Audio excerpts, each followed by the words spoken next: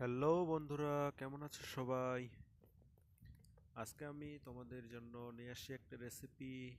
সেটা হচ্ছে রসা। টাঙ্গাইলের ভাষায় এটাকে বলে রসা।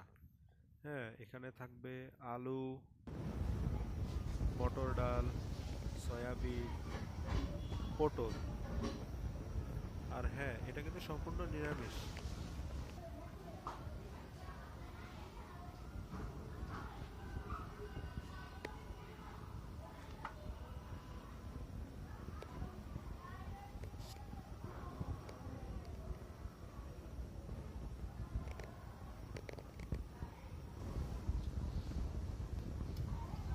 তো প্রথমে আমি তেল দিয়ে নিলাম।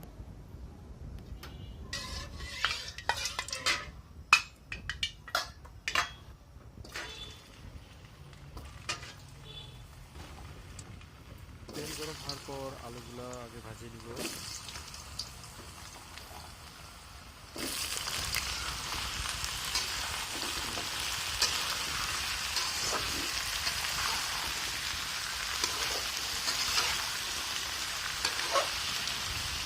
কিছুক্ষণ পরে একটু নাড়াচাড়া করতে হবে, নাড়িয়ে নিতে পুড়ে যাবে।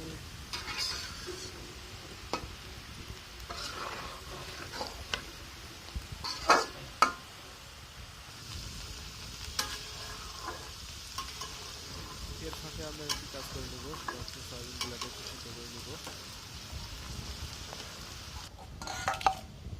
সয়াবিনগুলোকে তুলে নিলাম। ও হ্যাঁ, মাসি সকালে হচ্ছে প্রসাদ দিছিল, সেটা হচ্ছে আমি একটু গ্রহণ করি আগে, তারপরে আবার রান্নায় চলে যাব। তারপরে আমি পটলগুলোকে ভেজে নেব।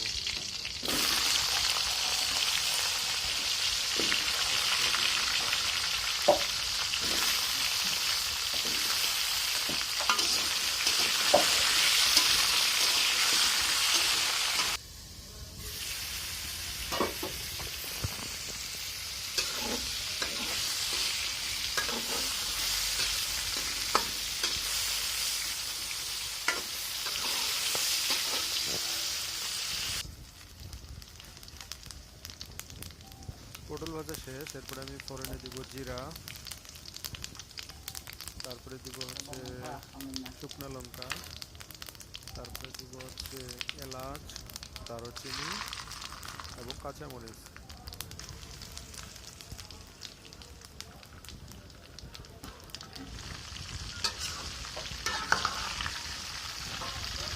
এখন ওই যে আলু, পটল এগুলো ভাজি নিলাম, এগুলো দিয়ে দিব।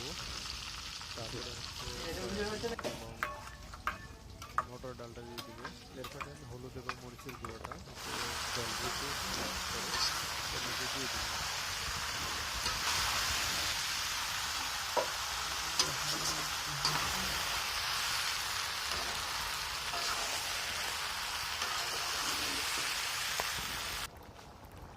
এখন একটু কষায় নিতে হবে, তারপর হচ্ছে জল দিয়ে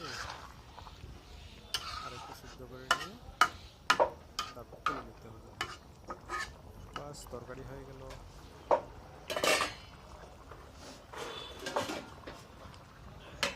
ফাইনালি আমার তরকারি রান্না শেষ। এখন দেখতে এরকম হয়েছে আর কি। এরপরে আমরা চলে গেলাম লুচি। আজকে আমাকে হেল্প করতেছে দীপক দাদা, আমার রুমমেট। তিনি হচ্ছে লুচি বেলে দিচ্ছে আর কি। তিনি ডোটা তৈরি করছেন আর আমি এখন একটু ভাজার জন্য হেল্প করতেছি। আমি হচ্ছে আগে কিছু কয়েকটা ভাজি নিছি। এখন আবার আমার আরেক রুমমেট, আমারই ফ্রেন্ড শ্যাম কুমার, সে একটু ভাজতেছে আর কি।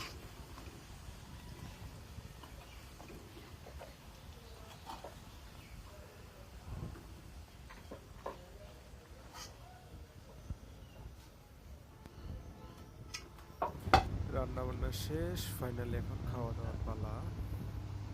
দেখতে কেমন হয়েছে সবাই একটু জানাবে। ওকে। আর হ্যাঁ, এটা কিন্তু ছিল উত্থান একাদশীর পারণের মহাপ্রসাদ। ধন্যবাদ সবাইকে, ভালো থাকবেন।